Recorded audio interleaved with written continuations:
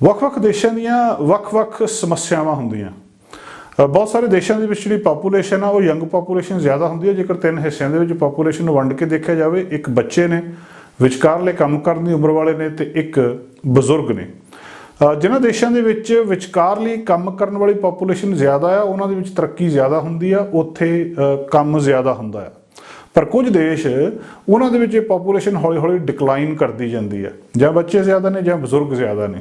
ਉਹਨਾਂ ਦੇਸ਼ਾਂ ਦੇ ਲਈ ਇੱਕ ਵੱਡਾ ਸੰਕਟ ਆਉਣ ਵਾਲੇ ਸਮੇਂ ਦੇ ਵਿੱਚ ਖੜਾ ਹੋ ਜਾਂਦਾ। ਜਰਮਨੀ ਇੱਕ ਇਹੋ ਜਿਹਾ ਦੇਸ਼ ਆ, ਦੁਨੀਆ ਦਾ ਬਹੁਤ ਪ੍ਰਸਿੱਧ ਦੇਸ਼, ਜਿੱਥੇ ਇੱਕ ਟੈਕਨੀਕਲ ਇਨੋਵੇਸ਼ਨ, ਟੈਕਨੀਕਲ ਮੈਨੂਫੈਕਚਰਿੰਗ ਜਿੰਨੀ ਜ਼ਿਆਦਾ ਹੋਈ ਆ, ਦੁਨੀਆ ਨੂੰ ਲੀਡ ਕੀਤਾ ਇਹਨੇ ਇਸ ਸਾਰੇ ਕੁਛ ਦੇ ਵਿੱਚ। ਇੱਕ ਨਵੀਂ ਜਿਹੜੀ ਆ ਇੱਕ ਨਵੀਂ ਲੀਹ ਦਿੱਤੀ ਸੀ। ਉਹ ਦੇਸ਼ ਇਸ ਆਉਣ ਵਾਲੇ ਸਮੇਂ ਦੇ ਵਿੱਚ ਇਸ ਸੰਕਟ ਦਾ ਸ਼ਿਕਾਰ ਹੋ ਸਕਦਾ। ਯੂਰਪ ਦੀ ਲਾਰਜੈਸਟ ਇਕੋਨਮੀ ਔਰ ਇਹਦੇ ਉੱਤੇ ਪੈਨਸ਼ਨ ਸਿਸਟਮ ਦਾ ਇੱਕ ਇਹੋ ਜਿਹਾ ਪ੍ਰੈਸ਼ਰ ਪੈ ਰਿਹਾ, ਜਿਹਦੇ ਨਾਲ ਇਹਨੂੰ ਵੱਧਦੀ ਮਹਿੰਗਾਈ ਦੇ ਨਾਲ ਵੀ ਜੂਝਣਾ ਪੈ ਰਿਹਾ। ਅਰਥ ਸ਼ਾਸਤਰੀ ਇਸ ਗੱਲ ਬਾਰੇ ਅੰਦਾਜ਼ਾ ਲਾ ਰਹੇ ਆ ਕਿ ਜਰਮਨੀ ਦੀ ਵਰਕਫੋਰਸ 2023 ਵਿੱਚ ਪੀਕ ਦੇ ਉੱਤੇ ਹੋਣੀ ਆ। ਇੱਕ ਵਾਰੀ ਇਹ ਉੱਪਰ ਵੱਲੋਂ ਜਾਣੀ ਆ, ਫਿਰ ਸਿਖਰ ਤੇ ਪਹੁੰਚਣੀ, ਉਹਦੇ ਤੋਂ ਬਾਅਦ ਥੱਲੇ ਆਉਣੀ ਸ਼ੁਰੂ ਹੋ ਜਾਣੀ ਆ, ਤੇ ਸਿਖਰ 2023 ਦੇ ਵਿੱਚ ਆਊਗੀ। ਉਹਦੇ ਤੋਂ ਬਾਅਦ ਇਹ 5 ਮਿਲੀਅਨ ਗਿਣਤੀ, 5 ਮਿਲੀਅਨ ਲੋਕਾਂ ਦੀ ਗਿਣਤੀ ਦੇ ਨਾਲ ਸੁੰਗੜ ਜਾਊਗੀ, ਸ਼ਰਿੰਕ ਕਰ ਜਾਊਗੀ ਇਸ ਦਹਾਕੇ ਦੇ ਆਖਰ ਤੱਕ, ਭਾਵ 2030 ਤੱਕ। ਹੁਣ ਉਹਨਾਂ 7 ਸਾਲਾਂ ਤੋਂ ਬਾਅਦ ਜਰਮਨੀ ਦਾ ਜੋ ਹਾਲ ਹੋਣਾ ਆ, ਜਿੰਨੇ ਜ਼ਿਆਦਾ ਲੋਕ ਉਹਨਾਂ ਨੂੰ ਚਾਹੀਦੇ ਹੋਣੇ ਆ, ਉਹ ਉੱਥੇ ਇੱਕ ਬਹੁਤ ਵੱਡਾ ਸਵਾਲ ਆ ਕਿ ਜਰਮਨੀ ਦੇ ਵਿੱਚ ਇਮੀਗ੍ਰੇਸ਼ਨ ਜ਼ਿਆਦਾ ਹੋਊਗੀ, ਉਹ ਜ਼ਿਆਦਾ ਬਾਹਰੋਂ ਲੋਕ ਸੱਦਣਗੇ ਜਿਹੜੇ, ਕਿਉਂਕਿ ਬੇਬੀ ਬੂਮਰਸ ਨੇ, ਉਹਨਾਂ ਨੇ ਉਸ ਵੇਲੇ ਰਿਟਾਇਰ ਹੋ ਜਾਣਾ ਤੇ ਇੱਕ ਲੇਬਰ ਕਰੰਚ ਪੈ ਜਾਣਾ, ਇੱਕ ਕੰਮ ਕਰਨ ਵਾਲਿਆਂ ਦੀ ਘਾਟ ਉੱਥੇ ਹੋ ਜਾਣੀ ਆ। ਇਹ ਗੱਲ ਅਰਥ ਸ਼ਾਸਤਰੀ ਕਹਿ ਰਹੇ ਆ। ਬਹੁਤ ਸਾਰੇ ਲੋਕ ਜਿਹੜੇ ਜਿਨ੍ਹਾਂ ਨੇ ਇਸ ਵੇਲੇ ਜਿਨ੍ਹਾਂ ਕੋਲੇ EMPLOYE ਹੈਗੇ ਆ, ਉਹਨਾਂ ਨੇ ਹੁਣ ਤੋਂ ਹੀ ਇਹ ਪ੍ਰੋਸੈਸ ਸ਼ੁਰੂ ਕਰ ਦਿੱਤਾ। ਕਈ ਕੰਪਨੀਆਂ ਦੇ ਵਿੱਚ 2-2, 3-3 ਸਾਲ ਦੀ ਟ੍ਰੇਨਿੰਗ ਹੁੰਦੀ ਆ ਕਿਸੇ ਵੀ EMPLOYE ਨੂੰ ਰਿਕਰੂਟ ਕਰਨ ਤੋਂ ਪਹਿਲਾਂ। ਉਹ ਟ੍ਰੇਨਿੰਗ ਵੀ ਉਹਨਾਂ ਨੇ ਹੁਣ ਤੋਂ ਦੇਣ ਬਾਰੇ ਸੋਚਣਾ ਸ਼ੁਰੂ ਕਰ ਲਿਆ ਕਿ ਜੇ ਇਸ ਦਹਾਕੇ ਦੇ ਆਖਰ ਵਿੱਚ ਉਹਨਾਂ ਦੇ ਕੋਲ ਲੇਬਰ ਕਰੰਚ ਆਉਣਾ ਆ, ਤਾਂ ਉਹਦੀ ਤਿਆਰੀ ਉਹ ਪਹਿਲਾਂ ਤੋਂ ਕਰ ਰਹੇ ਨੇ।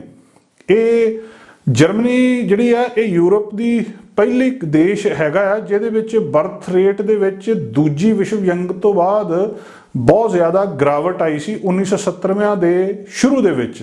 ਇਹਦਾ ਮਤਲਬ ਇਹ ਆ ਕਿ ਇਹਨੇ ਹੁਣ ਆਉਣ ਵਾਲੇ ਸਮੇਂ ਦੇ ਵਿੱਚ ਜਰਮਨ ਦਾ ਫਿਊਚਰ ਤੈਅ ਕਰਨਾ ਆ। ਕਿਤੇ ਨਾ ਕਿਤੇ ਇਹ ਗੱਲ ਕੈਨੇਡਾ, ਅਮਰੀਕਾ ਦੇ ਲਈ ਵੀ ਢੁੱਕਦੀ ਹੈ। ਕੈਨੇਡਾ ਦੇ ਵਿੱਚ ਵੀ ਲਗਭਗ 3 ਲੱਖ ਨਵਾਂ ਇਮੀਗ੍ਰੈਂਟ ਇੱਥੇ ਕੈਨੇਡਾ ਦੇ ਵਿੱਚ ਸੱਦਣਾ ਪੈਂਦਾ, ਤਾਂ ਉਹ ਜਿਹੜੀ ਲੋੜ ਆ ਉਹ ਪੂਰੀ ਹੁੰਦੀ ਆ। ਤੇ ਇਸੇ ਤਰ੍ਹਾਂ ਜਿਹੜੀ US ਲੇਬਰ ਫੋਰਸ ਆ, ਉਹ ਵੀ ਵਧਣ ਦੀ ਆਸ ਆ। 170 ਮਿਲੀਅਨ 2030 ਤੱਕ 161 ਮਿਲੀਅਨ ਤੋਂ। ਇਸੇ ਤਰ੍ਹਾਂ ਜਿਹੜੀ ਬਿਊਰੋ ਆਫ ਲੇਬਰ ਸਟੈਟਿਸਟਿਕਸ ਆ, ਇਹ ਦੱਸ ਰਹੀ ਆ ਜਿਹੜੇ ਬੇਬੀ ਬੂਮਰਸ ਨੇ, ਉਹਨਾਂ ਨੇ ਆਪਣੀ ਰਿਟਾਇਰਮੈਂਟ ਏਜ ਦੇ ਉੱਤੇ ਇੱਥੇ ਵੀ ਪਹੁੰਚ ਜਾਣਾ ਆ। ਤੇ ਇਹ ਸਾਰੇ ਜਿਹੜੇ ਲੇਬਰ ਦੇ ਕਰੰਚ ਨੇ ਕਈ ਹੋਰ ਦੇਸ਼ਾਂ ਦੇ ਵਿੱਚ ਵੀ ਆਉਣ ਵਾਲੇ ਸਮੇਂ ਦੇ ਵਿੱਚ ਦੇਖਣ ਨੂੰ ਮਿਲ ਸਕਦੇ ਆ। ਮਹਿੰਗਾਈ ਇਹਦੇ ਨਾਲ ਕੁਦਰਤੀ ਤੌਰ ਤੇ ਬਹੁਤ ਸਾਰੇ ਥਾਵਾਂ ਦੇ ਉੱਤੇ ਵਧੂਗੀ। ਜਿਹੜੀ ਜਰਮਨ ਦੇ ਕੇਸ ਦੇ ਵਿੱਚ ਖਾਸ ਤੌਰ ਦੇ ਉੱਤੇ ਜਿਹੜੀ ਇਸ ਵੇਲੇ ਉਹਨਾਂ ਦੇ ਪੋਲੀਟੀਸ਼ੀਅਨਸ, ਉਹਨਾਂ ਦੀਆਂ ਕੰਪਨੀਆਂ, ਇਹ ਸਾਰੇ ਇਸ ਵੇਲੇ ਕਹਿ ਰਹੇ ਆ ਕਿ ਜਿਹੜੀ ਕੋਵਿਡ ਦੇ ਨਾਲ ਸਿਚੁਏਸ਼ਨ ਪੈਦਾ ਹੋਈ ਆ, ਇਹ ਇੱਕ ਹੋਰ ਸੰਕਟ ਉਹਨਾਂ ਦੇ ਲਈ ਪੈਦਾ ਕਰ ਸਕਦੀ ਆ। ਜਰਮਨ ਦੀ ਨਵੀਂ ਕੋਅਲੀਸ਼ਨ ਸਰਕਾਰ ਆ, ਜਿਹੜੀ ਚਾਂਸਲਰ ਓਲਫ ਸ਼ੌਲ ਦੇ ਅੰਡਰ, ਉਹਨਾਂ ਨੇ ਲੇਬਰ ਸ਼ਾਰਟੇਜ ਨੂੰ ਇੱਕ ਵੱਡੀ ਸਮੱਸਿਆ, ਇੱਕ ਵੱਡਾ ਆਬਸਟੈਕਲ ਦੱਸਿਆ ਆਪਣੀ ਇਕਨੋਮਿਕ ਗਰੋਥ ਦੇ ਵਿੱਚ। ਆਉਣ ਵਾਲੇ ਸਮੇਂ ਦੇ ਵਿੱਚ ਜੇ ਜਰਮਨ ਇਸ ਮਾਮਲੇ ਦੇ ਵਿੱਚ ਪਿੱਛੇ ਰਹਿੰਦਾ, ਤਾਂ ਕੰਮ ਕਰਨ ਵਾਲਿਆਂ ਦੀ ਕਮੀ, ਲੇਬਰ ਦੀ ਘਾਟ ਉੱਥੇ ਦਾ ਮੁੱਖ ਮਸਲਾ ਹੋਊਗਾ। ਔਰ ਇਹਦੀ ਵਰਕਫੋਰਸ ਦੀ ਪਾਰਟੀਸਪੇਸ਼ਨ ਉਹਨਾਂ ਨੇ ਹੌਲੀ ਹੌਲੀ ਇਹਨੂੰ ਵਧਾਉਣੀ ਸ਼ੁਰੂ ਕਰ ਦਿੱਤੀ ਆ ਕਿ ਕਿਸੇ ਨਾ ਕਿਸੇ ਤਰ੍ਹਾਂ ਉਸ ਵੇਲੇ ਤੱਕ ਇਹਨੂੰ ਪੂਰਾ ਕਰ ਲਿਆ ਜਾਵੇ। ਹਾਲਾਂਕਿ 2023 ਤੱਕ ਇਹ ਪੀਕ ਦੇ ਉੱਤੇ ਜਾਣੀ ਆ, ਫਿਰ ਥੱਲੇ ਨੂੰ ਆਉਣੀ ਸ਼ੁਰੂ ਹੋਣੀ ਆ। ਜਰਮਨ ਦੀਆਂ ਕੰਪਨੀਆਂ ਇਸ ਵੇਲੇ ਜਿਹੜੀ ਇਹਦੀ ਘਾਟ ਦੇ ਨਾਲ ਸਟਰਗਲ ਕਰ ਰਹੀਆਂ। ਪੋਜੀਸ਼ਨ ਫਿਲ ਕਰਨ ਦੇ ਲਈ ਬਹੁਤ ਕੁਝ ਆਫਰ ਕੀਤੇ ਜਾ ਰਹੇ ਆ। ਜਿਹੜੀਆਂ ਔਨ ਸਾਈਟ ਨਰਸਰੀਜ਼ ਨੇ, ਫਾਈਨੈਂਸ਼ੀਅਲ ਇਨਸੈਂਟਿਵਸ ਦਿੱਤੇ ਜਾ ਰਹੇ ਆ, ਹੋਰ ਬਹੁਤ ਕੁਝ ਦਿੱਤਾ ਜਾ ਰਿਹਾ ਤਾਂ ਕਿ ਉਹਨਾਂ ਦੀ ਵਰਕਫੋਰਸ ਪੂਰੀ ਹੋ ਸਕੇ।